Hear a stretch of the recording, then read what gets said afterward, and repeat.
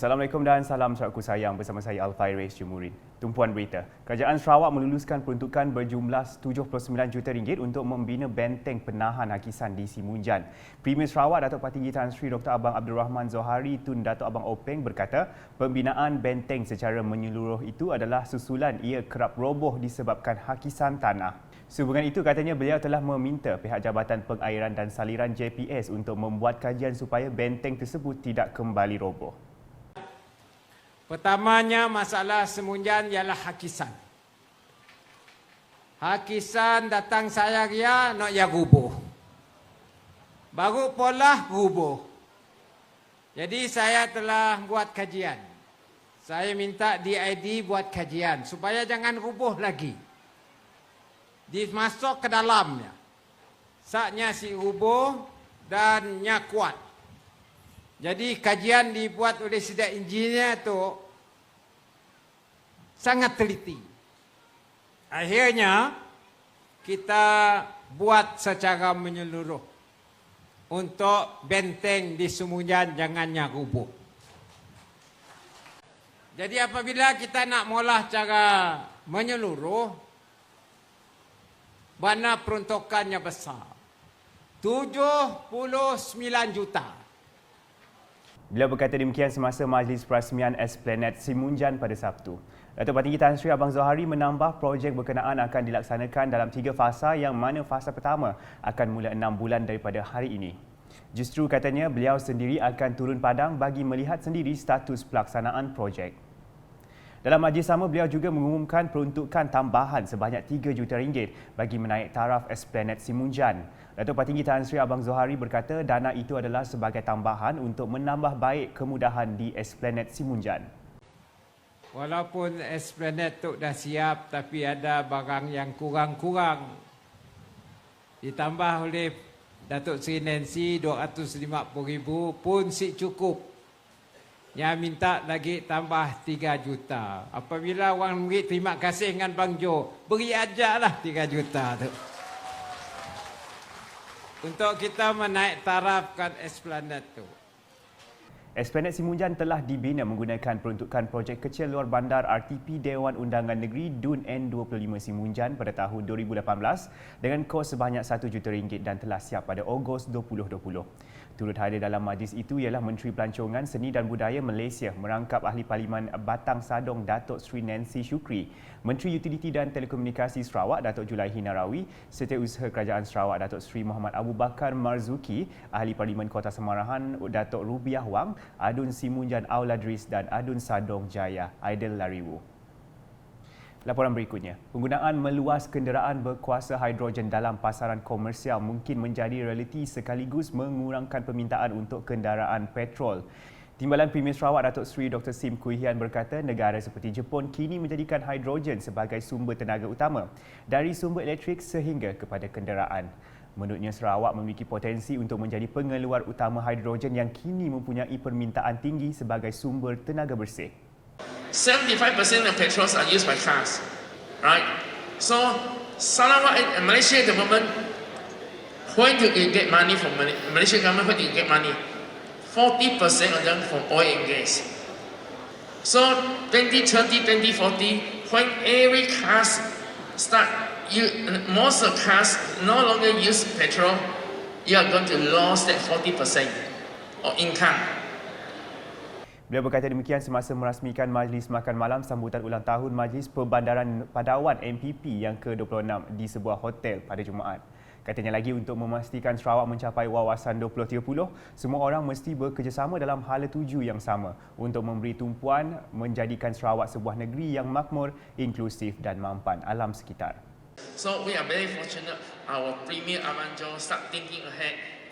That's what the Prime Minister of Singapore talked about. We are already in the new economies.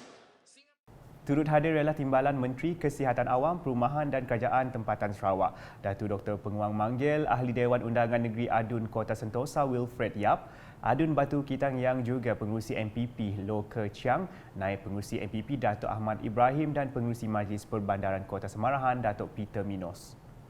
Seterusnya, seramai 500 peserta kawasan rukun tetangga bahagian Kuching telah menyertai aktiviti berjalan teguh bersama sempena program Semarak Unity Merdeka Sarawak.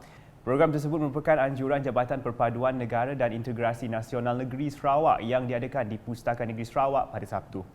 Pelepasan di garis mula bagi aktiviti berjalan teguh telah disempurnakan oleh Menteri Pembangunan Wanita, Kanak-kanak dan Kesejahteraan Komuniti Sarawak, Datuk Seri Fatimah Abdullah. Program tersebut dilaksanakan bagi menyokong aspirasi keluarga Malaysia yang berteraskan nilai-nilai keterangkuman, kebersamaan dan kesyukuran.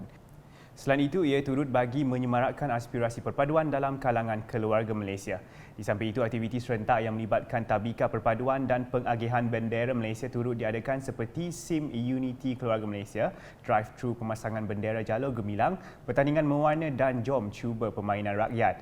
Program Semarak Unity Merdeka ini diadakan secara serentak seluruh negara selari dengan perasmian Karnival Semarak Unity Keluarga Malaysia, peringkat kebangsaan di Kuala Lumpur.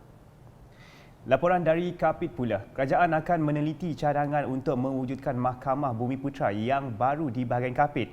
Menurut Timbalan Menteri di Jabatan Premier Sarawak Undang-Undang dan Adat Resam Anak Negeri, Jefferson Jamid Unyad, ini akan dilaksanakan sekiranya mahkamah ini setaraf dengan Mahkamah Sivil dan Syariah.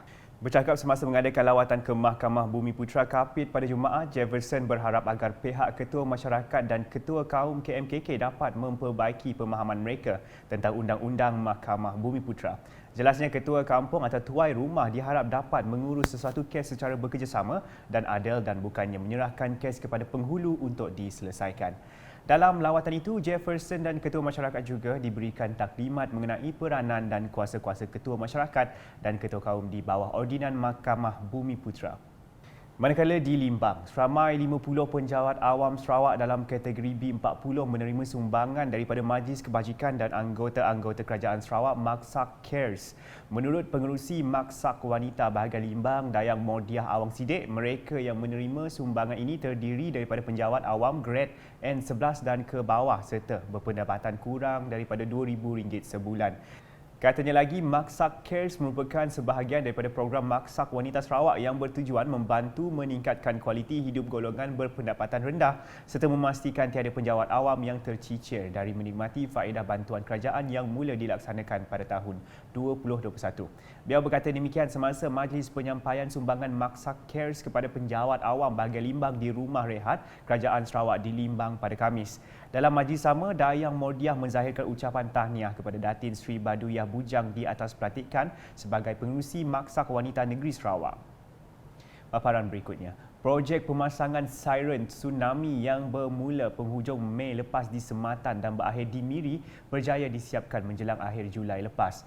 Timbalan Pengarah Jabatan Meteorologi Malaysia, Met Sarawak, Sinia Rovina Urban Sinyau berkata Met Malaysia memaklumkan sistem tersebut telah berjaya dibangun dan dilaksanakan pengujian keberkesanannya dari segi bunyi dan mesej suara sistem siren.